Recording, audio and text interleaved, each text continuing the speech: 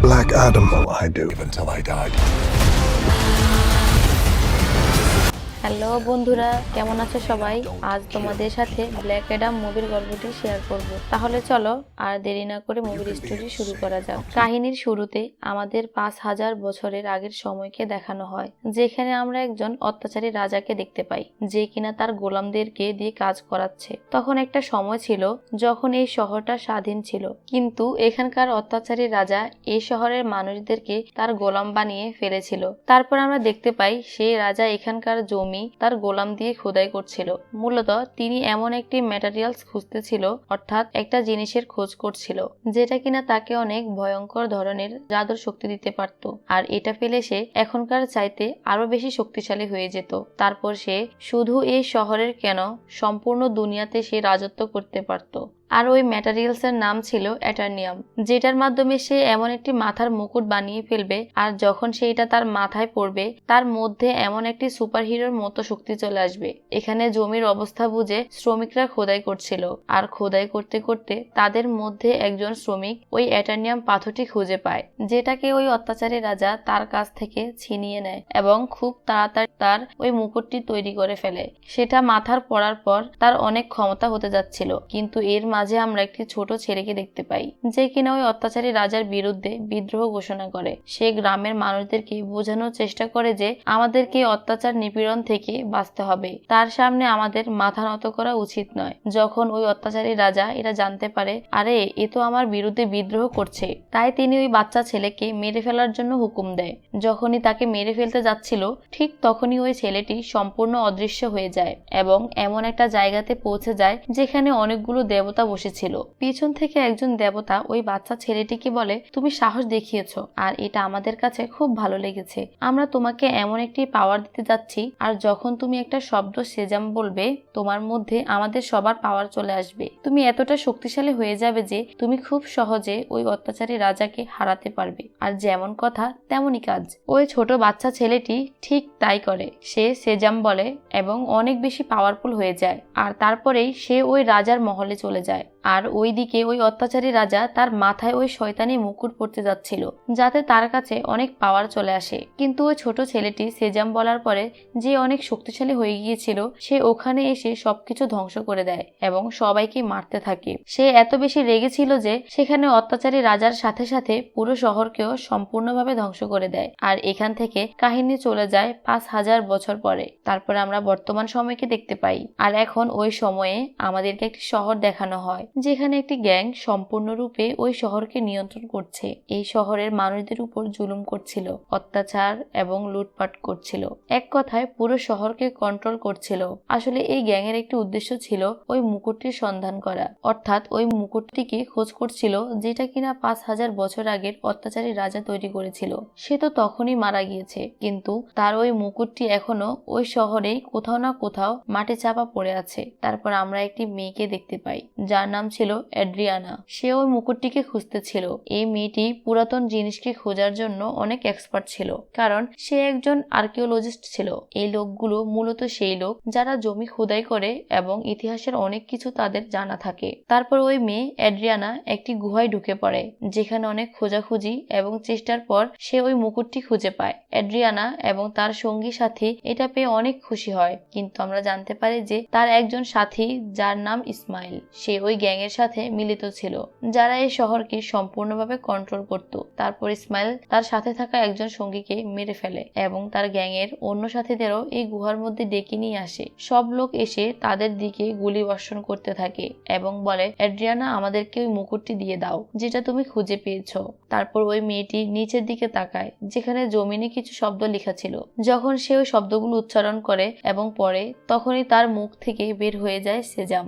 এই শব্দ বলার সাথে সাথেই ওখানে ব্ল্যাক অ্যাডাম চলে আসে এবং ওখানে গুহাতে থাকা সব গুন্ডাগুলোকে মারতে থাকে। ওদেরকে এত বেশি মারা হয় যে ওখানে কেউই বেঁচে থাকে না। আর বাকি আছে ইসমাইল। সে তার সঙ্গীদের সাথে মরে যাওয়ার অভিনয় করে, যার কারণে তার জীবন বেঁচে যায়। যেহেতু অ্যাড্রিয়ানা ব্ল্যাক অ্যাডামকে জীবিত করেছে, অর্থাৎ দ্বিতীয়বার জাগিয়ে তুলেছে, তাই তাকে কিছুই করে না। ব্ল্যাক অ্যাডাম যেখানে ছিল ওখানে আরো কিছু গ্যাংয়ের সঙ্গী সাথে চলে আসে এবং তার উপর স্পেশাল অস্ত্র দিয়ে অ্যাটাক করে, যে অস্ত্রটি মূলত মূলত অ্যাটার্নিয়াম ম্যাটেরিয়ালস দিয়ে তৈরি করা হয়েছিল। যে বস্তু দিয়ে ওই মুকুটটি তৈরি করা হয়েছিল, যখনই ওই মিসাইল ব্ল্যাক অ্যাডামের গায়ে লাগে তখন ঠিকই ও তার ব্যথা অনুভূত হচ্ছিল। ব্ল্যাক অ্যাডাম ঠিকই ওই গুন্ডাটিকে মেরে ফেলে, কিন্তু ওই ছোট রকেট মিসাইল তার গায়ে লাগার ফলে সে অজ্ঞান হয়ে যায়। এখানে আমরা এটা জানতে পারি যে অ্যাটার্নিয়াম এমন একটি ম্যাটেরিয়াল ছিল যেটা কিনা ব্ল্যাক অ্যাডামের একটি দুর্বলতা, যে ম্যাটেরিয়ালস দিয়ে ব্ল্যাক অ্যাডামকে মেরে ফেলা যেতে পারে। এটা দেখে অ্যাড্রিয়ানা অনেক চিন্তায় পড়ে যায়। তারপর সে ব্ল্যাক অ্যাডামকে তার ঘরে নিয়ে যায়। যখন ব্ল্যাক অ্যাডামের জ্ঞান ফিরে তখন সে অ্যাড্রিয়ানার ছেলেকে দেখতে পায়। তখন ওই ছেলে ব্ল্যাক অ্যাডামকে বলে, তুমি 5000 বছর ধরে ওই ঘরে বন্দি ছিলে, যেখানে আমাদের শহরের মানুষ গোলামি করছে। ওই গ্যাংয়ের মানুষগুলো আমাদেরকে ভালোভাবে বেঁচে থাকতে দিচ্ছে না। তাহলে তুমি আমাদের জন্য একজন ফেরেশতা হিসেবে এসেছো। তুমি আমাদের শহরকে ওই গ্যাংয়ের হাত থেকে বাঁচাবে। ব্ল্যাক অ্যাডাম এই কথা শুনে তার কোনো প্রতিক্রিয়া হয় না। সে বলে, আজ থেকে 5000 বছর আগে এটা আমার শহর ছিল, আর এখন সবকিছু বদলে গিয়েছে। তাই এই শহরকে বাঁচানোর জন্য আমি রেসপন্সিবল নই। আমার এই শহরের এবং এই শহরের মানুষের সাথে কোনো সম্পর্ক নেই। আর এই কথা বলা শেষ করে সে ঘর থেকে বাইরে চলে আসে এবং শহরে ঘুরে ঘুরে সবকিছু দেখতে থাকে। তারপর আমরা একজন ফিমেল লিডারকে দেখতে পাই, যার কাজ হচ্ছে এই দুনিয়াতে আসা সব সুপার হিরোদের এবং সুপার ভিলেনদের থামানো। তাদেরকে এমন অবস্থাতে রাখা হয় যাতে সাধারণ মানুষদের কোনো অসুবিধা না হয়, যাতে আমাদের পৃথিবীতে কোনো রকম সমস্যা না হয়। তিনি এখানে একজন সুপার হিরো হকম্যানের সাথে কথা বলছিল। তিনি বলেন, ব্ল্যাক অ্যাডাম আবার ফিরে এসেছে, আর যদি তাকে এখন থামানো না হয় তাহলে প্রথমবারের মতো এবারও সে অনেক ধ্বংসলীলা চালাতে পারে। আর যদি সে রেগে পাগল হয়ে যায় তাহলে তাকে থামানো সম্পূর্ণরূপে অসম্ভব হয়ে যাবে। হকম্যান তাদের একটি টিম গঠন করার জন্য রাজি হয়ে যায়, যেখানে আগে থেকেই অনেকগুলো সুপার হিরো অন্তর্ভুক্ত ছিল, এবং সবাই মিলে ব্ল্যাক অ্যাডামকে ধরার জন্য বেরিয়ে পড়ে। অন্যদিকে ওই গ্যাংয়ের কিছু গুন্ডা অ্যাড্রিয়ানার ঘরে পৌঁছে যায়, কারণ তারা জানতো যে তার কাছে এখনো ওই মুকুটটি আছে। তাই তারা ওই মুকুটটি দিয়ে আসার জন্য গিয়েছে। যখনই ওই লোকগুলো অ্যাড্রিয়ানার ফ্যামিলির উপর হামলা করতে যাচ্ছিল তখনই ব্ল্যাক অ্যাডাম ওখানে এসে তাদেরকে বাঁচায় এবং ওই গুন্ডাদেরকে মেরে ফেলে। আর বেঁচে যাওয়া কিছু লোকদের সাথে সে ফাইট করছিল। ঠিক ওই সময় হকম্যান এর তৈরি করা টিম এখানে চলে আসে। তারা সবাই মিলে ব্ল্যাক অ্যাডামের সাথে লড়াই করছিল, কিন্তু এখনো পর্যন্ত ব্ল্যাক অ্যাডাম সবার সাথে লড়াই করছিল। ওই গ্যাং এবং জাস্টিস সোসাইটি তার কিছুই করতে পারছিল না। অবশেষে ব্ল্যাক অ্যাডাম ওখান থেকে চলে যায়। জাস্টিস সোসাইটির টিম, যেটা কিনা হকম্যান তৈরি করছিল, তারা সবাই অ্যাড্রিয়ানার কাছে আসে এবং তার কাছে সাহায্য চায়, তুমি আমাদেরকে হেল্প করো ব্ল্যাক অ্যাডামকে ধরার জন্য। তারপর অ্যাড্রিয়ানা তাদেরকে বলে, তোমরা কোথায় ছিলে যখন আমাদের উপর এত জুলুম হচ্ছিল, এত অত্যাচার হচ্ছিল? তোমাদেরকে তো আগে আমি কখনো দেখিনি। একমাত্র ব্ল্যাক অ্যাডামই আছে যে আমাদের সবাইকে বাঁচিয়েছে। যখন আমি মরতে যাচ্ছিলাম তখন সেই আমাকে এসে বাঁচিয়েছে। জাস্টিস সোসাইটির লোকগুলো বলছিল, তুমি ভাবছো তোমাকে সে সুরক্ষা দিচ্ছে, কিন্তু তুমি তো জানো না সে কতটা ভয়ঙ্কর শক্তিশালী। সে 5000 বছর আগে আমাদের এই শহরকে সম্পূর্ণরূপে ধ্বংস করে দিয়েছিল। তারপর অবশেষে তারা অ্যাড্রিয়ানাকে রাজি করিয়ে ফেলে। এই জন্য সবাইকে অ্যাড্রিয়ানা ব্ল্যাক অ্যাডামের কাছে নিয়ে যায়, যাতে সবাই শান্ত হয়ে বসে কথা বলতে পারে, যাতে তারা একে অপরের কথাগুলো বুঝতে পারে আর তাদের নিজেদের মধ্যে ঝগড়া শেষ হয়ে যাবে। আবার অন্যদিকে ইসমাইল, যে কিনা অ্যাড্রিয়ানার সঙ্গী ছিল, সে তার ঘরে প্রবেশ করে যাতে সে ওই মুকুটটি খুঁজতে পারে এবং তার নিজের জন্য সেটার ব্যবহার করতে পারে। কিন্তু যখন সে ওই মুকুটটি খুঁজে না পায়, সে রেগে গিয়ে অ্যাড্রিয়ানার ছেলেকে উঠিয়ে নিয়ে যায়। এখানে চালাকি করে অ্যাড্রিয়ানার ছেলে তার মাকে ফোন কল করে সবকিছু বলে দেয় যে আমাকে কিডন্যাপ করে নিয়ে আসা হয়েছে আর আমাকে তোমার সঙ্গী ইসমাইল কিডন্যাপ করেছে। এই কথা শুনে অ্যাড্রিয়ানা অনেক বেশি দুশ্চিন্তায় পড়ে যায় এবং সে জাস্টিস সোসাইটির এবং অ্যাডামসকে হেল্প করতে চায়। সে বলে, আমার ছেলেকে ফেরত নিয়ে আসতে আমাকে সাহায্য করো। আর তারা দুজন রাজি হয়ে যায় আর সবাই মিলে তার ছেলেকে খুঁজতে থাকে। এখানে হকম্যান ইসমাইলের দুজন সঙ্গীকে আটক করে নিয়ে আসে। তাদেরকে মেরে জিজ্ঞেস করে জানা গেছে ইসমাইল কোথায় আছে। ইসমাইল অ্যাড্রিয়ানা ছেলেকে একটি গোপন জায়গায় রেখেছে, যে জায়গাটা ছিল মরুভূমিতে। আর যখন জাস্টিস সোসাইটি এবং ব্ল্যাক অ্যাডাম ওই জায়গাতে পৌঁছায় তখন তারা দেখতে পায় ইসমাইল তার ছেলের মাথায় গুলি তাক করে ধরে রাখে। আর এখন ইসমাইল একটি গোপন কথা প্রকাশ করে, যে গ্যাং এই পুরো শহর আতঙ্ক ও অত্যাচার করছিল তাদের লিডার হচ্ছে আমি, আর তারা সবাই আমার হয়েই কাজ করছিল। তখন ইসমাইল অ্যাড্রিয়ানাকে বলে, যদি তোমার ছেলের জীবন বাঁচাতে চাও তাহলে আমাকে ওই মুকুটটি দিয়ে দাও। অ্যাড্রিয়ানা এমনিতে অনেক ভয়ে হয়েছিল, তাই সে ওই মুকুটটি ইসমাইলকে দিয়ে দেয় যাতে তার ছেলের জীবন বেঁচে যায়। কিন্তু ইসমাইল ওই মুকুট পাওয়ার পরেও তার ছেলের উপর গুলি চালিয়ে দেয়। আর যখনই ব্ল্যাক অ্যাডাম এটা দেখে, সে খুব দ্রুত উড়ে এসে তার ছেলের জীবন বাঁচায়। এখানে ব্ল্যাক অ্যাডাম ইসমাইলকে তার লাইটিং দিয়ে সম্পূর্ণরূপে জ্বালিয়ে পুড়িয়ে দেয়। এখানে ব্ল্যাক অ্যাডাম হকম্যানের সাথে দেখা করে তাকে একটি গোপন কথা প্রকাশ করে। সে বলে আজ থেকে 5000 বছর আগে ওই ছেলে যে কিনা অত্যাচারী রাজার বিরুদ্ধে প্রতিবাদ করছিল, ওটা আমি ছিলাম না, সে আমার ছেলে ছিল। যখন ওই অত্যাচারী রাজা আমার ছেলেকে মেরে ফেলছিল, ঠিক ওই সময় আমার ছেলে ওখান থেকে অদৃশ্য হয়ে গিয়েছে। এটা দেখে ওই রাজা অনেক রেগে গিয়েছিল। সে তো আমার ছেলেকে খুঁজে বের করতেই পারেনি, তাই সে আমাকে এবং আমার ফ্যামিলিকে বন্দী বানিয়ে ফেলেছিল। আমাদের উপর অনেক শারীরিক অত্যাচার নিপীড়ন চালিয়েছিল। তারপর আমার স্ত্রীকে অনেক নির্মমভাবে হত্যা করে ফেলেছিল। মুহূর্তের মধ্যেই আমার স্ত্রী সেখানে মারা গিয়েছে আর আমিও মারা যাচ্ছিলাম। ঠিক তখনই আমার ছেলে আমার কাছে চলে এসেছে। তার কাছে অনেক শক্তি ছিল, অর্থাৎ অনেক পাওয়ার ছিল। তারপর সে তার সব পাওয়ার আমাকে দিয়ে দিয়েছে এবং তার সব পাওয়ার আমার মধ্যে চলে এসেছে। আমরা দুজন যখন কথা বলছিলাম, ঠিক তখনই অত্যাচারী রাজাটা আমাদের উপর আবার হামলা করেছে। আমি তো বেঁচে গিয়েছি, কারণ আমার কাছে অনেক পাওয়ার ছিল, কিন্তু আমার ছেলে আমার সামনেই মারা গিয়েছে। আমার ছেলে মারা গেছে দেখে আমি পাগলের মতো হিংস্র হয়ে গিয়েছি এবং আমি অনেক রেগে গিয়েছিলাম। তারপর আমি জালিম রাজাকে এবং তার সাথীদেরকে মেরে ফেলেছি, কিন্তু ওই পাওয়ার এবং শক্তি এত বেশি বেড়ে গিয়েছিল যে আমি তাকে কন্ট্রোল করতে পারিনি। আর মুহূর্তের মধ্যেই সম্পূর্ণ শহর আমি না চাওয়া সত্ত্বেও ধ্বংস হয়ে গিয়েছে। আমার এরকম করার জন্য ওই দেবতারা, যারা আমার ছেলেকে শক্তি দিয়েছিল, যে শক্তি এখন আমার কাছে আছে, তারা আমার উপর অনেক রাগান্বিত হয়েছে। তারা বলছে আমি আমার পাওয়ারের মিসইউজ করেছি, আমি আমার পাওয়ারকে নিজের কন্ট্রোলে রাখিনি। এই জন্য তারা আমাকে ওই গুহার মধ্যে বন্দি করে রেখেছিল। আমি কয়েক হাজার বছর যাবৎ ওই গুহার মধ্যে বন্দি অবস্থায় থেকেছি। যখন এড্রিয়ানা এসে আমার নাম নিয়েছে, তখন আমি দ্বিতীয়বারের মতো ফিরে এসেছি। এখানে ব্ল্যাক অ্যাডামের অনেক আফসোস হচ্ছিল যে তার কারণেই প্রথমেই অনেক কিছু ধ্বংস হয়ে গিয়েছে আর এখনো অনেক ক্ষতিসাধন হয়েছে। অনেক লোক মারা গিয়েছে আমার কারণে। সে হকম্যানকে বলে আমি স্যারেন্ডার করতে চাই, আমি আমার শক্তিকে শেষ করে আমি আমাকে তোমাদের কাছে সমর্পণ করতে চাই, যাতে আমার কারণে আর কারো কোনো ক্ষতি না হয়। এরপর ব্ল্যাক অ্যাডাম সেজাম শব্দটি উচ্চারণ করে এবং সাথে সাথে এসে একজন সাধারণ মানুষে পরিণত হয়ে যায়, যার কাছে এখন কোনো সুপার পাওয়ার নেই। যতক্ষণ পর্যন্ত না সে দ্বিতীয়বার সেজাম বলবে, ততক্ষণ পর্যন্ত সে আবার ব্ল্যাক অ্যাডামে পরিণত হতে পারবে না। সে হকম্যানকে রিকোয়েস্ট করে তুমি এমন কিছু করো যাতে আমি এই শব্দটি আবার দ্বিতীয়বার বলতে না পারি। তারপর ব্ল্যাক অ্যাডামকে পানির মধ্যে রেখে দেওয়া হয় এবং তার মুখের মধ্যে এমন একটি ডিভাইস লাগিয়ে দেওয়া হয় যার ফলে সেটা বলতে না পারে।